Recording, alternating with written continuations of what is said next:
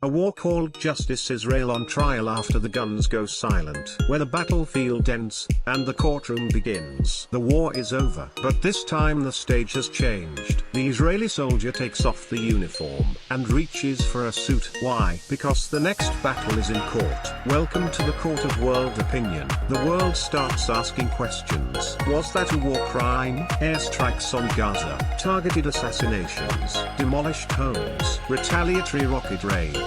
Now, it's the UN, the ICC, and global NGOs holding the mic. This wasn't a battle, it was a crime. You intentionally killed civilians, didn't you? Indiscriminate bombing? That violates international law. Israel response: no, it was self-defense. And we conduct our own investigations. International law versus Israel's two worlds. According to international law, principle of distinction protects civilians. Proportionality: don't use a cannon to kill a mosquito. Necessity: only strike if you must. But Israel has a counterpoint. Hamas built their bases next to schools and hospitals. They hide behind civilians. We've been hit too. And yes, we embed legal advisors in real time during military operations. That's right. Israeli officers asked mid-operation, legally speaking, can I hit this target? Goldstone vs. Israel, a plot twist in The Hague. In 2009, UN-appointed Judge Richard Goldstone released a report on Israel's operation Cast Lead in Gaza. He wrote that Israel may have intentionally targeted civilians. War crimes. The world erupted. Israel?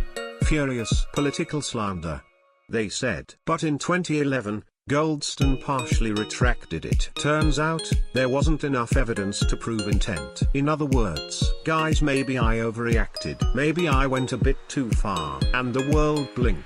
Wait, so what does that mean for the entire UN report? The ICC and the legal tug of war. The International Criminal Court investigates war crimes and crimes against humanity. When Palestine joined the ICC in 2015, Israel's military actions came under scrutiny. But Israel stands firm. We're not a member, and our internal legal system works just fine. Classic line: the ICC is a political theater, anti-Israel by default. Critics, though, fire back. If that's true, then why so many civilian deaths, and no senior officials held accountable? That question still echoes. Israel's tightrope diplomacy. Israel walks a high-stakes diplomatic tightrope. To the US and EU, we're the front line of democracy. To the domestic right, security is non-negotiable. To international critics, we investigate ourselves more than you ever do. Translation: we're not saying we're perfect, but have you checked your own record lately? Inside Israel, the quiet battle over justice. You think war is for soldiers and justice is for judges? Not in Israel.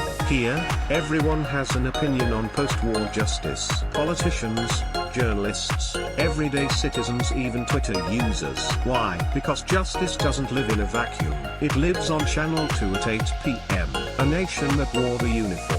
Almost every Israeli has worn a uniform or knows someone who has. Reservists. Friends of reservists. Reservists' moms. Try telling one of those moms your son should stand trial. Legal logic doesn't stand a chance against maternal outrage. In Israel, war can win or lose an election. Don't believe it? Look at the record. 1973 Yom Kippur War, Golda Meir resigns. 2006 Lebanon War, Olmert collapses. 2014 Gaza War, who can be tougher on Hamas? At some point, the question shifts. Was this really a military operation or a campaign strategy? Was it national security or just good PR? The media trial. Forget court rulings. Forget commission reports. Verdicts in Israel, they drop at 8 p.m., right after the opening headline. Tonight's news can convict you or clear your name. The court of public opinion delivers faster than any tribunal. Politics runs the numbers. Politicians don't think in terms of law. They ask, will the public like this? Should I defend the soldiers or distance myself? Will cooperating with a UN probe cost me votes? Justice moves on logic. Politics? On applause. The final jury, public opinion. Yes, Israel has a strong legal system, but when the moment comes, the final weight shifts with polls, not legal briefs. Who committed the crime? Judges may ask, but voters already answered. In conclusion, in Israel, wars start with bullets, end with legal memos, and get judged by headlines and ballots. It's a country of law and justice, but also of public mood and political instinct.